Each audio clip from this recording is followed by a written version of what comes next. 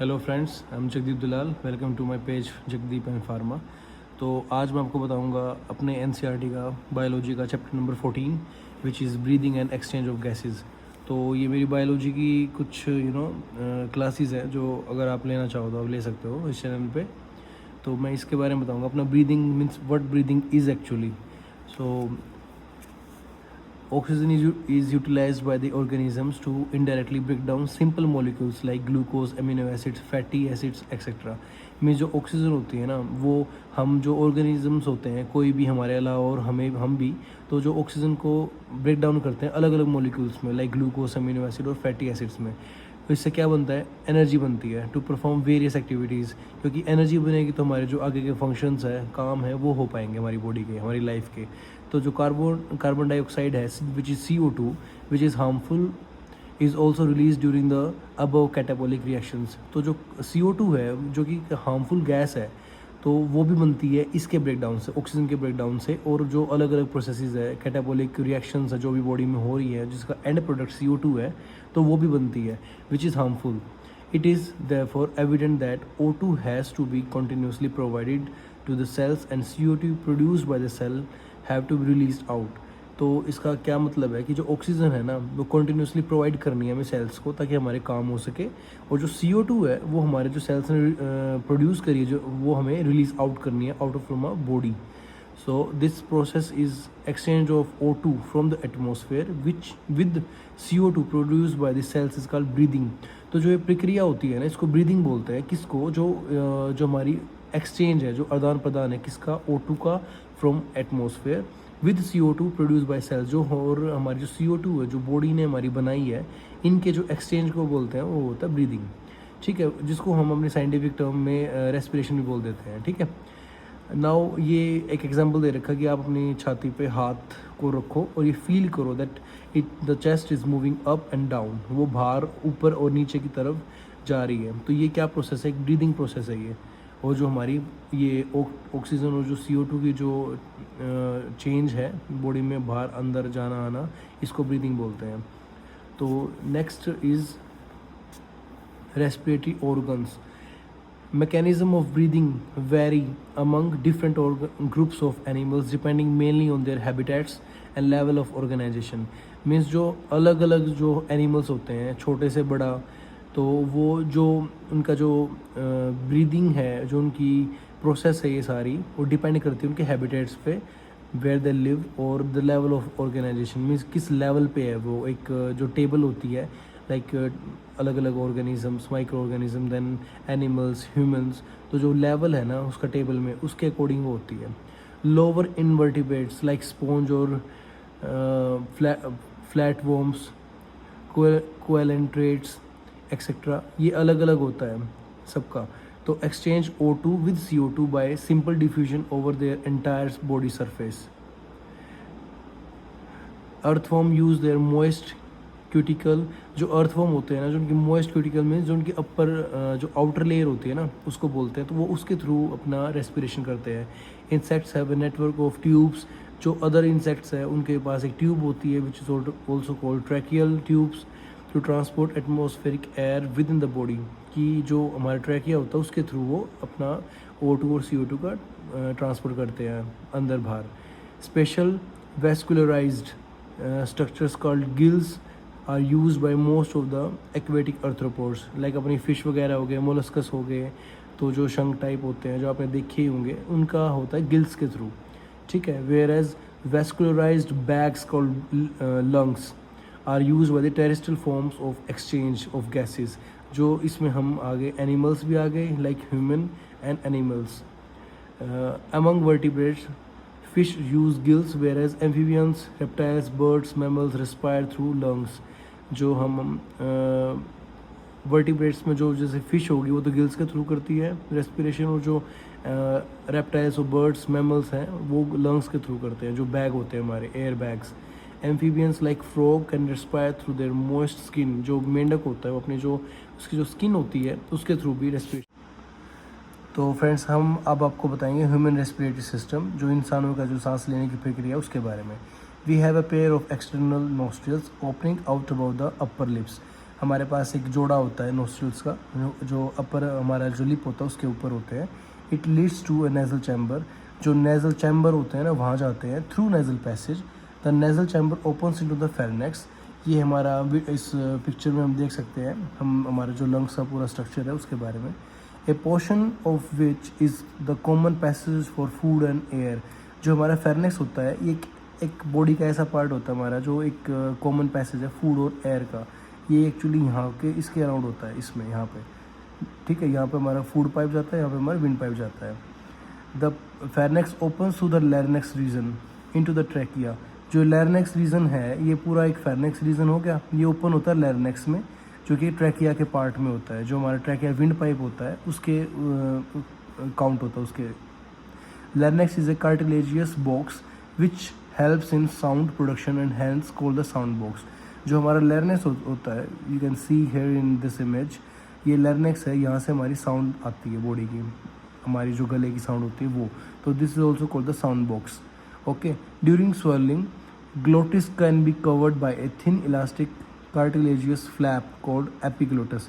जब हम कोई भी खाना होता है जो हमारे नीचे निगलते हैं, नीचे लेते हैं, तो उसके ऊपर एक कार्टिलेजियस फ्लैप होता है, एक एपिग्लोटिस। ये हमारा कवर करता है ताकि हमारा फूड वगैरह इसमें ना चला जाए ट्रैकिया में और हमें प्रॉब्लम ना हो ब्रीदिंग में, ठीक है। तो इसको कवर कर लेता है जब हम कोई भी चीज़ें नीचे लेते हैं अपने शरीर में, ठीक है।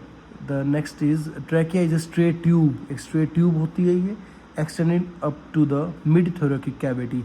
ये इतनी लंबी होती है जैसे हमारी जो थोरैकिक कैविटी होती है ना, बीच तक, ओके, हमारी बॉडी के बीच तक, बीच वाले हिस्से तक आती है जो ट्यूब होती है। Which divides at the level of fifth thoracic vertebra. जो हमारे वर्टिब्रा होते हैं, जो हमारी स्पाइनल कॉर्ड होती है उसमें जो वर्टिब्राज होते हैं, तो जो फिफ्थ वर्टिब्रा है उसके लेवल तक होता है हमारा ये ट्रैकिया, ठीक है। Into the then right and left primary bronchials. जो हमारा ट्रैकिया होता है वो लेफ्ट और राइट जो ब्रोंकी होती है, आगे फर्दर ये डिवाइड हो जाता है, यहाँ पे आके इस ट्रैकिया ये डिवाइड हो गया लेफ्ट और राइट में। ये हमारे ब्रोंकस होते हैं, ये वाले, this right and left, okay. Each bronchia undergoes repeated divisions to form the secondary and tertiary bronchia and bronchioles. जो हमारा ट्रैकिया था ये डिवाइड हुआ the left and right one, तो ये हमारा ब्रोंक्यूल्स एंड ब्रोंकियास में कन्वर्ट हो गया, मीन्स आगे जाके डिवाइड हो गया। The trachea primary, secondary, tertiary bronchi and initial bronchioles are supported by incomplete cartilaginous rings। ये एक सपोर्ट हमारा जो पूरा ट्रैकिया और जो ब्रोंकाई और ब्रोंक्योल्स होते हैं सारे कवर्ड होते हैं इन रिंग्स के थ्रू, जो इसका एक तरह से प्रोटेक्शन के लिए भी काम आती है। Then each terminal bronchioles gives rise to a number of very thin irregular walled and vascularized bag structure called alveoli। जो हमारे आगे जो डिवाइड हो रहे हैं एंड में जाके ये एल्वियोली में कन्वर्ट हो जाते हैं, डिवाइड हो जाते हैं, और ये जो एल्वियोली होती है एक बैग स्ट्रक्चर फॉर्म होता है, ठीक है। यहाँ पे हमारा एक्सचेंज ऑफ गैसेस भी होता है, ठीक है, इनको एल्वियोली बोलते हैं। The branching network of bronchi, bronchioles and alveoli comprise the lungs. ये हमारा पूरा जो सेट है ये लंग्स बनाते हैं, okay. We have two lungs, right and left one, which are covered by a double layered pleura with pleural fluid between them। जो हमारा लंग्स होते हैं एक डबल लेयर होती है प्लूरल, ये यहाँ पे हो गया, ये इसके अंदर प्लूरल फ्लूइड होता है और ये हमारी प्लूरल लेयर होती है। It reduce friction on the lung surface. The outer pleural membrane is in close contact with thoracic. ये हमारी जो मेम्ब्रेन होती है, ठीक है, ये हमारा जो फ्रिक्शन होता है यहाँ रिब्स से, और इसको लंग्स को बचाती है, ठीक है। The outer pleural membrane is in close contact with thoracic lining, whereas the inner pleural membrane is in contact with the lung surface. जो हमारी इनर प्लूरल मेम्ब्रेन है वो हमारे लंग्स के कॉन्टैक्ट में आ रही है, और जो आउटर है वो हमारे रिब्स के कॉन्टैक्ट में आ रही है। The part starting with the external nostrils up to the terminal bronchioles constitute the conducting part, whereas the alveoli and their ducts from the respiratory और exchange part of the respiratory system. जो भी इसमें बताया अभी, nostril से लेके जो बाहर एनवायरनमेंट में है वहाँ से लेके और जो एल्वियोली तक जो प्रोसेस हो रही है, बीच में जो ये चेंजेस आ रहे हैं, जो ये एक्सचेंज ऑफ गैसेज हो रहा है, तो इसको हमारा पूरा एक सिस्टम बोलेंगे अपना रेस्पिरेटरी सिस्टम का। रेस्पिरेटरी सिस्टम का पार्ट है हमारा ये। The conductive part transfer the atmospheric air to the alveoli, clears it from foreign particles. हमारे जो डस्ट आ रहे हैं, जो भी छोटे छोटे कण आ रहे हैं, वो हमारे रिमूव हो जाएंगे। Humidifies and also bring the air to the body temperature, वो अपने आप कन्वर्ट हो जाएगा बॉडी टेम्परेचर के हिसाब से, वो एयर नॉर्मल स्टेबलाइज हो जाएगी। Exchange part is the site of actual diffusion of O2 and CO2 between blood and atmospheric air. और यही जो पार्ट होता है, जो एक्चुअल साइट होती है, वो है एल्वियोली, जहाँ पे ऑक्सीजन और CO2 का मेन जो एटमॉस्फेरिक और एयर है और जो ब्लड का होता है वो एक्सचेंज होता है वहाँ पे। जो एल्वियोली पार्ट होता है उसमें हमारा सब कुछ चेंजेस आते हैं। Not changes means kind of the transfer of air into the blood and the CO2 from blood to outside the body. The lungs are situated in the thoracic chamber, which is anatomically an airtight chamber। जो हमारे lungs होती है, हमारी जो thoracic chamber के अंदर present होते हैं, और जो एक एयर टाइट चैम्बर होता है, पूरा मीन्स क्लोज होता है, पैक होता है ये। The thoracic chamber is form dorsally by the vertebral column. Dorsally means the पीछे की तरफ, बैक साइड। अपना जो वर्टिब्रा है, जो स्पाइनल कोड है, उसके बैक साइड मीन्स अपने, अब देखा जाए तो बॉडी के फ्रंट साइड में होता है। Ventrally by the sternum. Sternum is the जो हमारी रिब की जो बीच वाली मिडल जो चेस्ट की जो बोन होती है लंबे वाली, उसको बोलते हैं। तो उसके वेंट्रली मीन्स उसके सामने की तरफ होता है। Laterally by the ribs and on the lower side of the dome shape diaphragm. Ribs के पास होता है, और जो डायफ्राम होता है हमारा, जो डोम शेप का होता है, उसके पास होता है, उसके लोअर साइड पे होता है। The anatomically setup of lungs in thorax is such that any change in the volume of the thoracic cavity will be reflected by the lung। ये इतना सटीक होता है हर एक चीज़ में, एनाटोमिकली ऐसी इसकी बनावट होती है कि अगर इसमें थोड़ा सा भी चेंज आएगा ना, मतलब कि वो हमें अलग से शो हो जाएगा। हमारी जो कैपेसिटी है, जो इनहेलेशन की पावर्स, उनमें सब में चेंजेस आ जाएंगे, उसमें थोड़े से भी चेंज में। सच एन अरेंजमेंट एक इज़ एसेंशियल फॉर ब्रीदिंग। ये ऐसी अरेंज हो चुकी है कि वही उतनी ही हमें चाहिए ब्रीदिंग के लिए। As we can not directly alter the pulmonary volume. तो जो हमारी रेस्पिरेशन होती है वो इन्वॉल्व्स होते हैं, उसमें कुछ फ्यू स्टेप्स होते हैं, लाइक ब्रीदिंग, और कह सकते हैं पल्मोनरी वेंटिलेशन, जो हमारी साइंटिफिक टर्म होती है, जो बोलते हैं हम इसको लंग्स को रिगार्डिंग, जो हमारी प्रोसेस होती है वेंटिलेशन की, और विच इज़ ऑल्सो कॉल्ड रेस्पिरेशन, उसको बोलते हैं pulmonary ventilation, by which atmospheric air is drawn in and CO2 rich alveoli air is release out. जो हमारी एटमॉस्फेरिक एयर है, जो कि मिक्सचर ऑफ गैसेज है, वो अंदर आती है। Then CO2 which is rich alveoli air, जो एल्वियोली में जो CO2 होती है वहाँ से वो रिलीज आउट होती है। Second is diffusion of gases across alveoli membrane. जो एल्वियोली होती है, उनकी जो मेम्ब्रेन होती है, वो बिल्कुल एक सिंगुलर लेयर सेल्स होती है, वहाँ से वो एक्सचेंज और डिफ्यूजन होता है CO2 और O2 का due to pressures. Transport of gases by the blood. यहाँ पे क्या होता है, ऑक्सीजन बाहर, एयर बाहर ज़्यादा होती है ना, एल्वियोली के अंदर ज़्यादा प्रेशर बनता है, तो वो हायर प्रेशर से लोअर प्रेशर में टुवर्ड्स ब्लड स्ट्रीम चला जाता है हमारा ये एयर। और जो CO2 होती है वो हमारी सेल्स में ज़्यादा होती है प्रेशर वाइज, तो प्रेशर सेल्स से CO2 एल्वियोली की तरफ आ जाती है। Transport of gases by blood.